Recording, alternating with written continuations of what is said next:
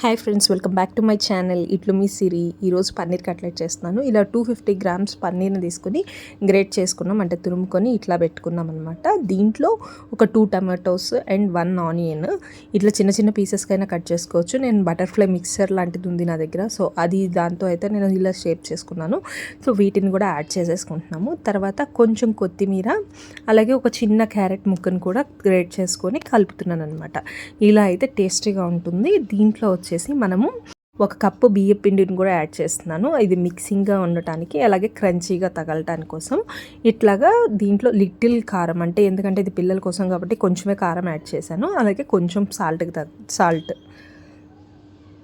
ఇట్లా యాడ్ చేసుకున్నాక మిక్స్ చేసుకొని ఫస్ట్ కొంచెమే లైట్గా వాటర్ యాడ్ చేసుకోండి, ఎందుకంటే ఇది పన్నీర్ కొంచెం వాటరీగా ఉంటుంది కాబట్టి మనకి మిక్సింగ్ అనేది అవుతుంది. నేను లిటిల్ వాటర్ యాడ్ చేసుకొని ఇట్లాగైతే మిక్స్ చేసుకొని కట్లెట్స్ కూడా తయారు చేసేసుకున్నాను అనమాట.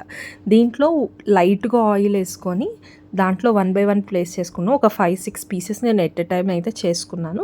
ఇది బటర్ యూస్ చేసి కూడా చేసుకోవచ్చు, ఆర్ ఆయిల్ అయినా యూస్ చేయొచ్చు. నేను తక్కువ ఆయిలే యూస్ చేస్తున్నాను కాబట్టి ఆయిల్తో చేస్తున్నాను. బట్ బటర్ అయితే కనుక ఇంకా టేస్టీగా ఉంటాయి. నెయ్యి, బటర్ ఏదైనా యూస్ చేసుకోవచ్చు. ఇట్లాగా నేను అప్లై చేసుకొని అటు ఇటు కాల్చుకొని తీసేసాను. ఇలా బ్రౌన్ షేడ్ వచ్చేదాకా కాల్చుకోవాలన్నమాట 2 సైడ్స్.